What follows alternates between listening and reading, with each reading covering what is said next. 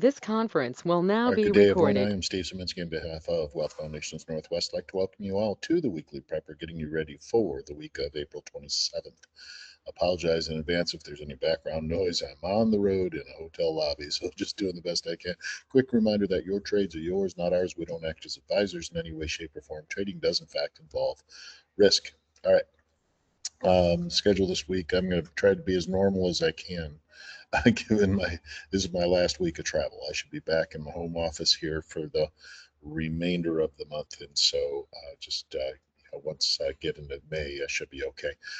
Here is the seasonality going on, and it doesn't look pretty. It looks like we are kind of due for some kind of softness here.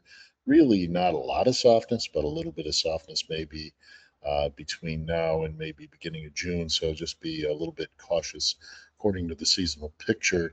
Technology leads another week of gains and just rocking and rolling, and tech is leading the way as I thought it would. Up 2.41% this week on the NASDAQ.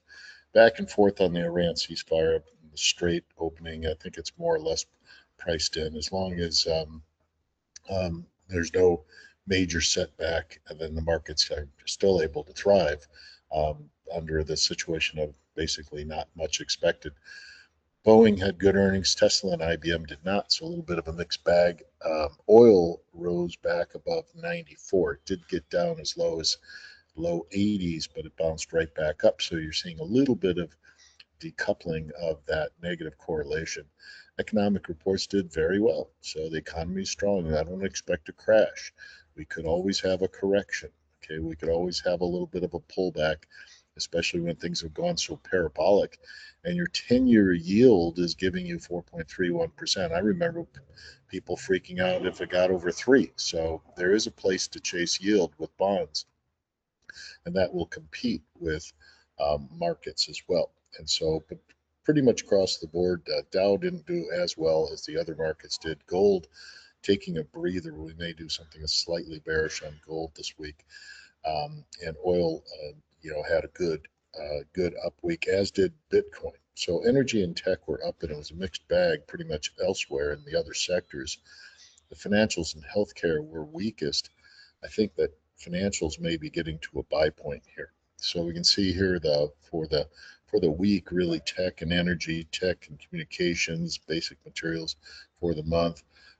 So a mixed bag, folks. You can see that the big stocks dominated, and you can see it really clearly in the weekly heat map. Look at those semiconductor stocks, those big guys, plus Amazon really drove the markets, and pretty soft everywhere else except energy maybe. And some kind of the consumer things did okay, I guess. Some of the defensive stuff did okay, like real estate as well. So the negative correlation between oil and the markets is softening because the markets rallied even though oil rallied too. Are the markets overly extended though? That is really the issue. And what's going to drive these markets if tech takes a breather? We have an FOMC meeting this week. They're not going to do anything. They're not going to do anything in the next meeting either. Whole lot of nothing out of the Fed. Still, whatever they say could work the markets because it could go either way. We could have cuts this year. We could have increases this year. Don't know. Key earnings definitely coming this week. Coca-Cola, Google, Microsoft, Meta, Apple, just a lot of big guys coming. So I think that's going to be in play more than anything else. Watch these heavyweights. Watch how Nvidia does. Nvidia is a huge portion of the markets and can have a big, big impact on them. The volatility is somewhat moderate. The VIX is back down below 20, so things aren't too bad right now. I'd say coming this week, I'm looking for rebound in financials. And I think some of these other things will stay strong, like tech and communications. Real estate should stay reasonably strong. I think most everything else is going to be moderate to down, and not expecting much out of the other sectors. Okay, so let's go ahead and look at our possible. Let's look at our portfolio here first of all. And so so we don't have much in here. We've got a nice trade on Costco that has played out very, very well so far. we may be getting to a point where we could take some profit on Costco. Let's take a look at that here. COST. Yeah, I think we might have a little bit more room to run. We're above the 50 SMAs. We're getting close. We might want to put a trail stop on that at some point, but I think for now, I think we're okay. Excellent trade on Costco. Some simple bull call spread, and we could let that play out just a little bit more. I think there's still a little bit of peanut butter left in that jar. IBIT, we picked a good week to get long IBIT, and that 46.5 short is up near the top of the gap. So I think this is an excellent bottom feeder, long-term opportunity. So we're going to be doing cash flow long-term on IBIT. See, we just broke this double bottom pattern, and we've been just kind of grinding higher. And so look, here's the top of that gap there near 46.5. So those levels are chosen for a reason. If anything, I want to double down more on this, but I think I'll just be patient and just have a single sized position for now. And then the Qs. So we were playing both sides of the Qs, and one side took off, right? And so we've done very, very well managing that QQQ to the upside, and that short 665 call expires on the 28th. So if it goes above 665, we're going to have to roll that QQQ 665 short. And we're almost there already. So that's probably going to have to be rolled depending on how things are looking first thing Monday morning. Okay. Another thing I would point out is on the SPY, just kind of be aware that of trend lines and things. If we look long term in, let's say, just like maybe a weekly time frame, I think I can do that better. I think I can do that better in TradingView. Let me go to TradingView real quick and look at the weekly on the S&P 500. Go to the let's go to the 5-year weekly, and just understand the overall picture on a larger time frame.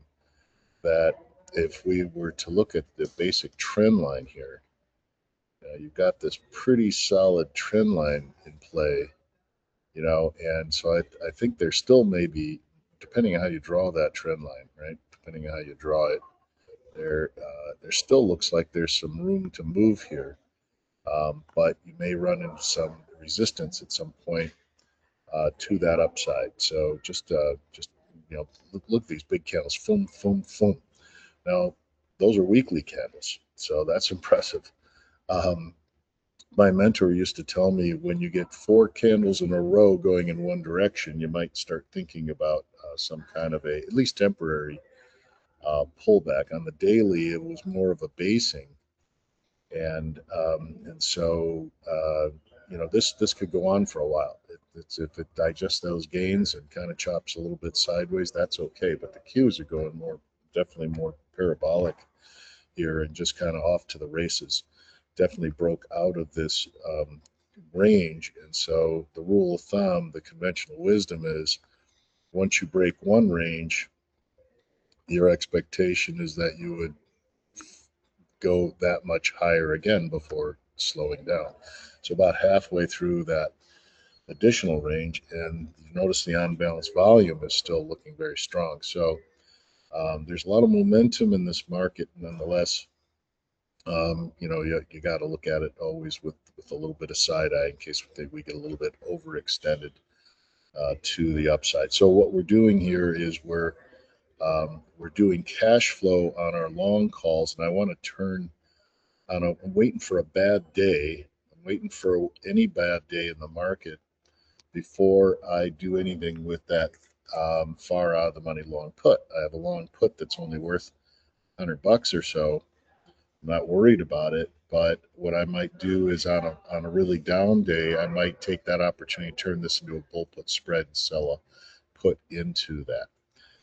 As far as new trades go, I've got a couple ideas here. I want to get long XLF, and the reason I think XLF has had its little pullback. Within the context, it's had its earnings already, but it's had its little pullback, and it just looks to me like this is like it's going to hold just a little bit of a bull pullback above the key moving averages, and see it in the nature of that candle. So 1, 2, 3, 4, just like my mentor said, now a capitulation candle trading within the range of the day before. So I think this is due for a bounce here. This is like a classic boing boing. Really, I'm going to just do a boing boing trade on XLF, and maybe somewhat aggressively at that. So let's do that. Let's go ahead and go to trade XLF, and I'm going to go out to at least a month. So I'm going to go to June monthly.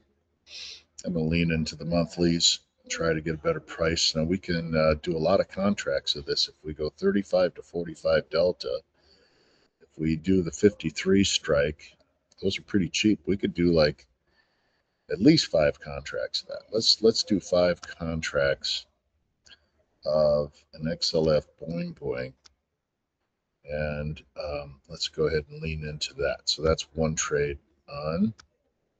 I'm liking that. CVX is one that looks like kind of sort of a bear rally kind of to me. It looks like it's been very soft, and it was actually a very good bear boing boing prior. I still think there's a little bit of downside here. Maybe come down here, if not test this low, then at least come down here below this sort of basing here. And I kind of like this as a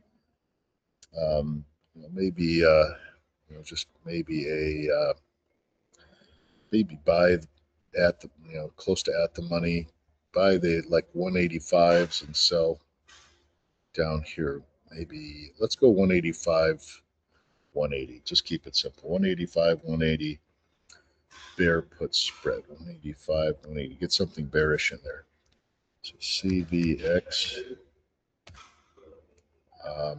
And I'm not going to go out very far. I'm just going to go up to, let's go with May monthly. I'm going to buy the 185 put, and I'm going to sell the 180. Got to hit control this time, right? Got to hit control this time. Control, and then click.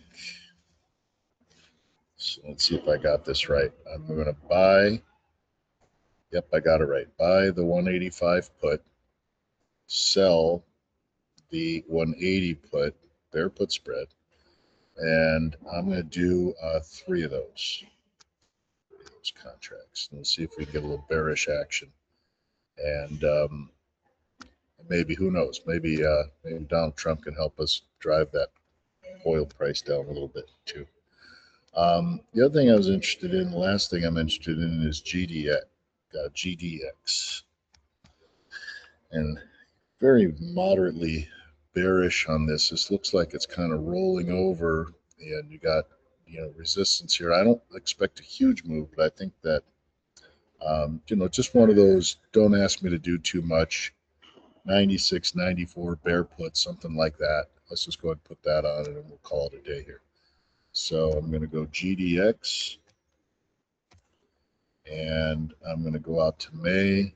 I'm going to buy the 96 put, buy the 96 put, okay, right there, and I'm going to sell the 94 put. Got to hit control, click, buy that 94 put, another bear put spread, this time on gold, and I'm going to do 4 of those because they're only about 110 each. So I'll put that on confirm and send, I'll babysit those Monday morning, and any fills you will be alerted as usual, and we will go from there. On behalf of Wealth Foundations Northwest, it has been my pleasure to have been your coach today. Good luck, good trading, everybody. See you next time. Take care. Bye-bye.